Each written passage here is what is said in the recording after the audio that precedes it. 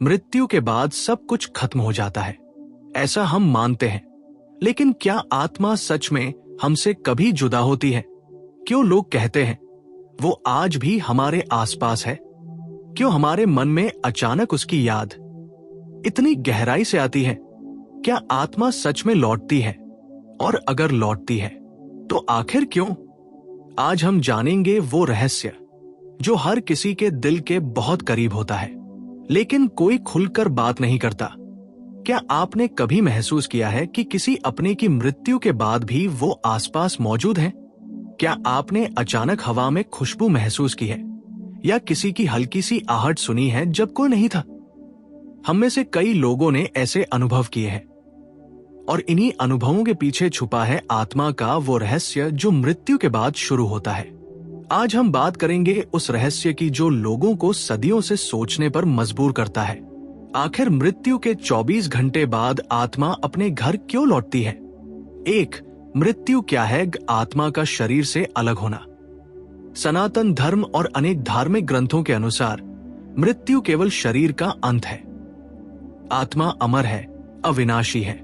जब किसी व्यक्ति की मृत्यु होती है तो उसका शरीर यही रह जाता है, लेकिन आत्मा उससे अलग हो जाती है। वो आत्मा कुछ समय तक हमारे संसार में ही रहती है। और दो, आत्मा की पहली स्थिति उपभ्रम और भावनाएं। मृत्यु के बाद आत्मा को कुछ समय तक यह समझ ही नहीं आता कि वो अब जीवित नहीं है। उसे लगता है कि वो अभी भी अपने शरीर में है, लेकिन जब वो अपने शरीर को निष्क्रिय देखती है, अपने परिजनों को रोते हुए देखती है, तब उसे समझ आता है कि वो अब भौतिक शरीर में नहीं रही। ये स्थिति भ्रम और पीड़ा से भरी होती है। 3, आत्मा क्यों लौटती है अपने घर? अब सवाल यह है, आत्मा को जब यह समझ आ जाता है कि वह शरीर छोड़ चुकी है, तो वह सबसे पहले कहाँ जाती है? उत्तर है अपने घर, अपने परिवार के पास। क्यों? क्योंकि मृत्यु के बाद आत्मा का सबसे गहरा लगाव होता है उन्हीं लोगों से जिनसे उसने जीवन में प्रेम किया था।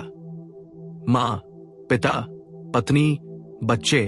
आत्मा उन सभी को एक बार फिर देखना चाहती है, उनके दुख को महसूस करती है और कभी कभी उन्हें सांत्वना भी देती है, बिना दिखे।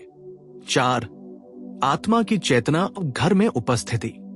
हिंदू धर्म के अनुसार मृत्यु के बाद आत्मा करीब 13 दिनों तक पृथ्वी पर रहती है, और पहले 24 घंटे यानी मृत्यु के बाद का पहला दिन सबसे महत्वपूर्ण होता है।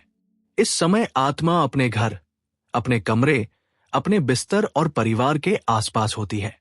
कुछ लोगों को लगता है जैसे कोई पास खड़ा है, कोई हल्का सा स्पर्श हुआ या कोई जाना पहचाना एहसास हुआ। ये आत्मा ही होती है जो बिना शरीर के आसपास होती है। और 5, वैज्ञानिक दृष्टिकोण से क्या इसे समझा जा सकता है? कुछ वैज्ञानिक इसे इलेक्ट्रोमैग्नेटिक एनर्जी फील्ड से जोड़ते हैं। उनका कहना है कि हमारे शरीर में ऊर्जा होती है जो मृत्यु के बाद नष्ट नहीं होती, वो किसी न किसी रूप में बनी रहती है। हालांकि इसे कोई वैज्ञानिक अभी तक पूरी तरह प्रमाणित नहीं कर पाया है, लेकिन दुनिया भर में ऐसे हजारों अनुभव दर्ज है जहां लोगों को ऐसा लगा कि उनका प्रिय व्यक्ति मृत्यु के बाद उनके पास आया। 6, आत्मा के लौटने के संकेत जिन्हें लोग महसूस करते हैं। आपने भी सुना होगा कि कुछ लोग कहते हैं, मां की तस्वीर अपने आप गिर गई, कमरे में अचानक खुशबू आ गई, एकदम से ठंडी हवा का झोंका आया, कुत्ता या बिल्ली किसी को देख रही थी लेकिन हमें कुछ नहीं दिखा। ये सभी संकेत आत्मा की उपस्थिति के माने जाते हैं। 7, आत्मा की मानसिक अवस्था, दुख, मोह और प्यार। जब आत्मा अपने घर लौटती है तो वो कई भावनाओं से गुजरती है। मोह, अपने घर, परिवार, वस्तुओं से जुड़ाव। दुख, अपनों को रोते हुए देखना। प्यार, अंतिम बार अपनों के करीब रहने की इच्छा। वाद, आत्मा क्या करती है इन 24 घंटों में?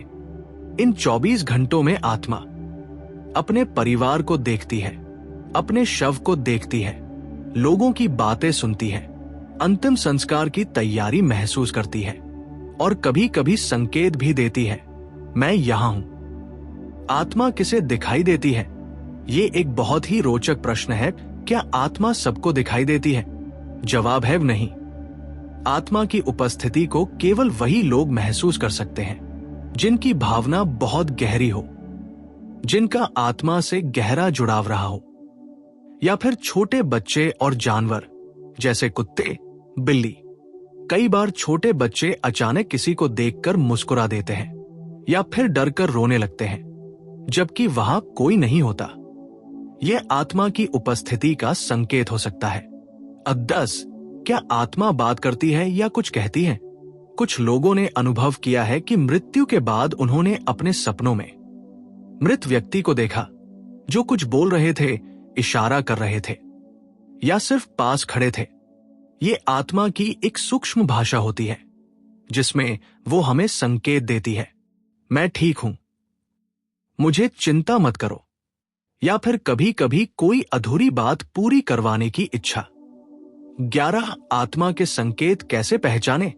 अगर आपके किसी घरवाले या करीबी की मृत्यु हुई है और आपको ये चीजें महसूस हो, अचानक खुशबू आना बिना किसी कारण, घड़ी रुक जाना उसी समय पर, पंखा, बल्ब या इलेक्ट्रॉनिक चीजों का अजीब व्यवहार, नींद में झपक के बीच किसी की आवाज आना, तो ये सब आत्मा के सटल, सूक्ष्म संकेत हो सकते हैं।